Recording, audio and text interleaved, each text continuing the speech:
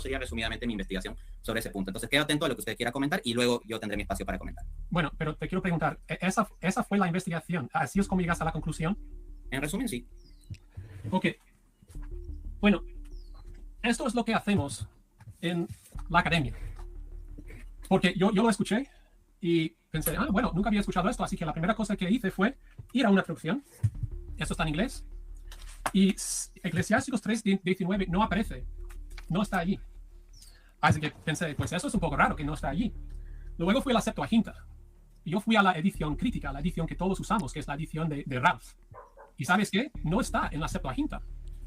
Luego fui a otra edición de la Septuaginta. Siriaco o Eclesiástico 3:19 no está en esta otra edición.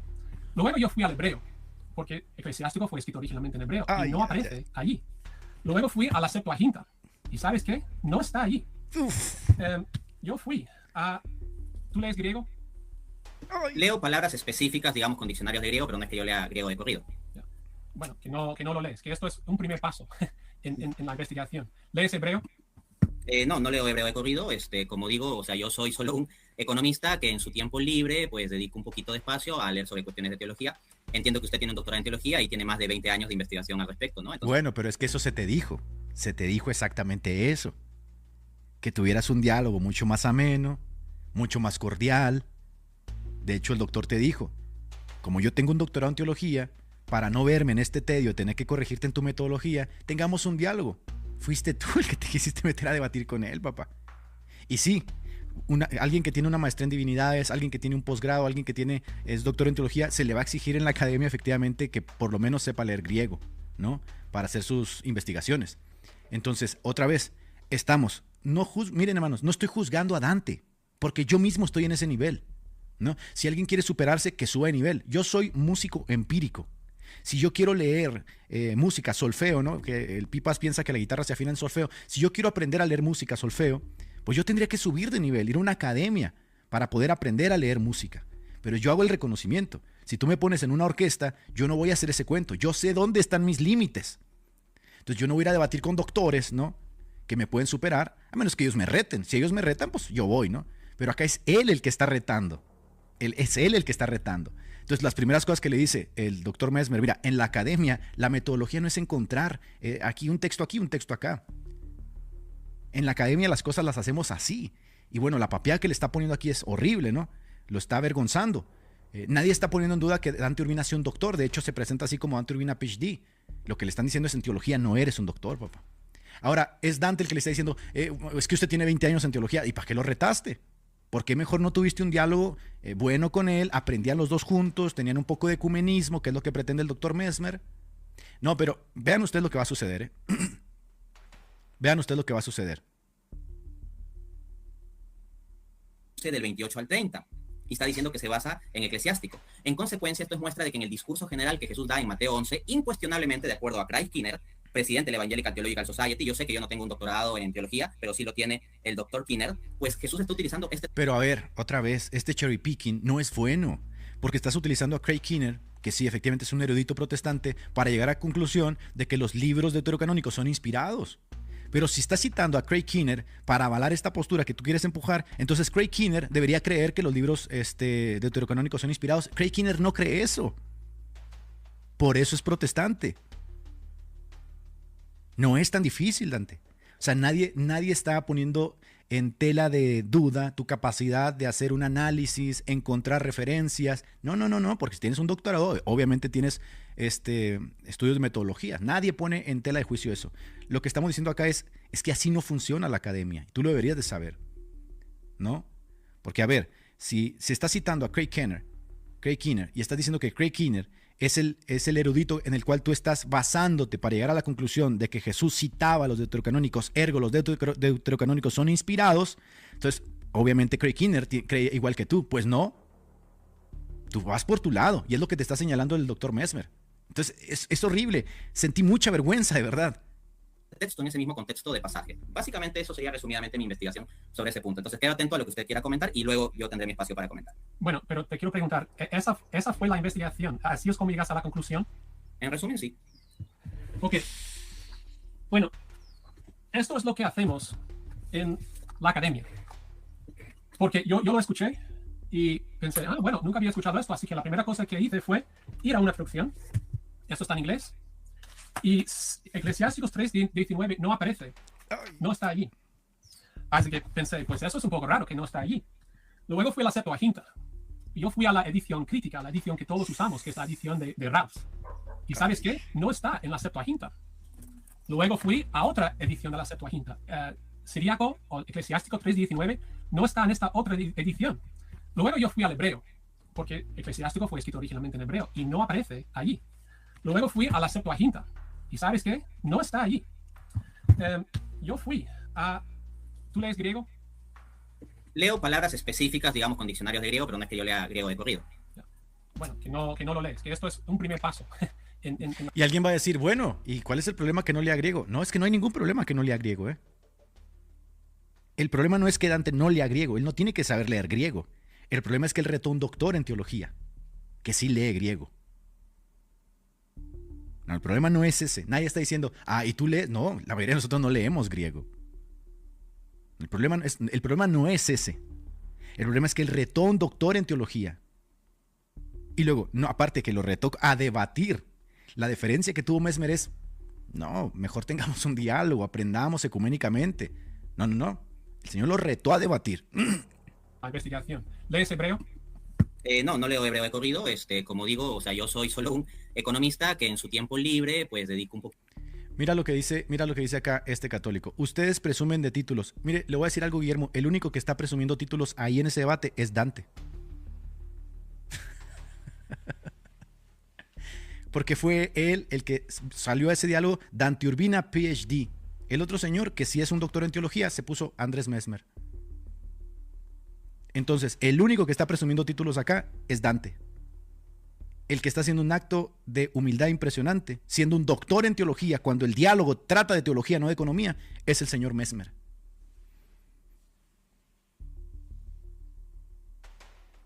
Ojito ahí, poquito de espacio a leer sobre cuestiones de teología. Entiendo que usted tiene un doctorado en teología y tiene más de 20 años de investigación al respecto, ¿no? Entonces, claro, hay una diferencia allí, ¿no? Arameo, tampoco, siríaco, latín, los idiomas bíblicos, no los lees. No leo los idiomas bíblicos de corrido, no sé griego, así como tampoco San Agustín sabía griego. Dante, eso no te ayuda. San Agustín no sabía griego y por eso cometió muchos errores.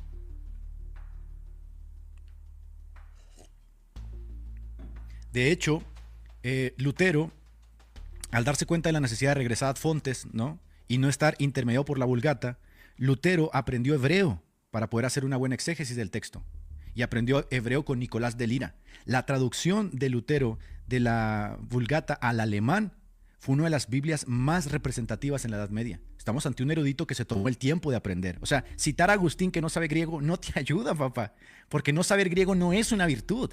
Si estás tratando con los textos bíblicos que fueron escritos en griego, pues no saber griego no es una virtud, ¿lo ves? O sea, no es como, yo no sé griego porque Agustín no sabía griego. Pues no, papá, porque si la Biblia fue escrita en griego y estamos regresando a Fontes para hacer un trabajo exegético, pleno, académico, pues lo menos que se te puede pedir es que sepas griego para tratar con el texto, ¿no? Entonces no es una buena respuesta. Yo sé que en ese punto se siente atorado y obviamente quiere justificar el caso de por qué su metodología es tan deficiente. Su metodología es deficiente porque no es teólogo. O sea, Dante no tiene ni siquiera un bachillerato en teología, ¿no?, que pudiera cursarlo fácilmente. Tiene la capacidad para hacer un bachillerato en teología, una licenciatura en teología, un posgrado en teología. Él tiene capacidades para eso, pero no. Él ha querido destruir al protestantismo y se acaba de topar con un doctor en teología. No, ahí está el problema. Entonces, esto decir que Agustín no sabe griego, pues no te beneficia, ¿no? Porque que Agustín no sepa griego fue una deficiencia, efectivamente, que llevó a la iglesia a cometer muchos errores en la forma en que interpretaban el texto porque estaba mediado por la Vulgata. De hecho, la reforma se va a basar mucho en el Textus Receptus, que es el ad fonte, el regresar a las fuentes en griego, ¿no?, y hacer exégesis desde las fuentes en griego, desde el hecho histórico-gramatical, ¿no? Histórico-gramatical, es el eje de la reforma. Pero vamos a continuar. Y ahí tiene más de 20 años de investigación al respecto, ¿no? Entonces, claro, hay una diferencia allí, ¿no? Arameo, tampoco, siríaco, latín, los idiomas bíblicos, no los lees. No leo los idiomas bíblicos de corrido, no sé griego, así como tampoco San Agustín sabía griego. No manejo el hebreo, y San Agustín tampoco es que fuese un experto en hebreo, por ejemplo. Pero es que eso no es una virtud. O sea,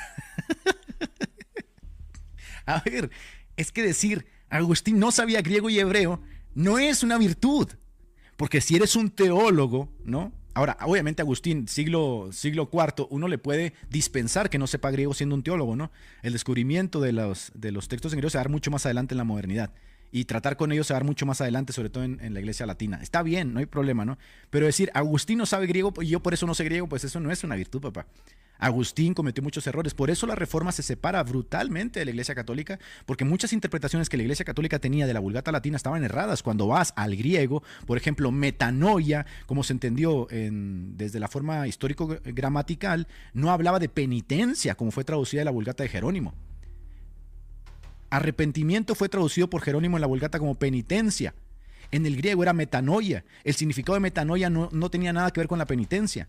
Entonces, obviamente muchas cosas que la Iglesia Católica creía estaban erradas cuando uno va al ejercicio del exégesis en griego. Otro ejemplo, en Efesios dice que el matrimonio es un misterio. Así dice, el matrimonio es un misterio. ¿Qué pasó? Que Jerónimo lo tradujo como sacramentum, que es la frase que usaba Tertuliano. Y sacramentum era para ellos como algo que transfiere gracia, que implica gracia salvífica. Por eso forma parte de los 7 sacramentos de la Iglesia Católica. Cuando viene la Reforma, se dan cuenta de que misterio ahí no es sacramentum como se entiende justamente en los sacramentos de la Iglesia Católica, sino es un misterio de algo que está oculto en el griego. Por eso no acepta la Iglesia protestante el sacramento del matrimonio, porque no hay vínculos en el texto con eso.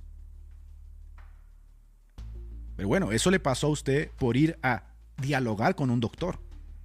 Imagínese nada más, ¿no? ¿No? Sí, esta edición, pero tú estás haciendo un argumento textual a base de vínculos de palabras.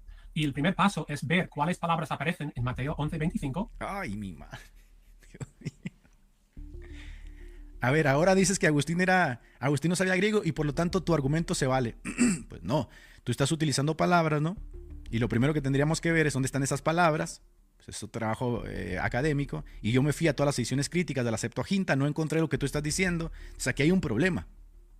Y tú no sabes cuáles palabras aparecen allí. Y ver si aparecen en Eclesiásticos 3:19. Y tú no sabes las palabras que aparecen allí.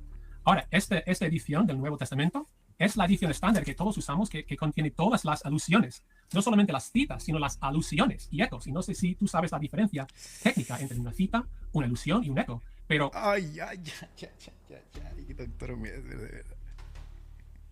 Es como cuando vino acá Partículas. ¿Se acuerdan cuando vino Partículas y dijo, a ver, pero yo soy la masa ignorante? Y yo le dije, papá, pero si te reconoces ignorante, ¿cómo vas a corregir tú al magisterio que no es masa ignorante?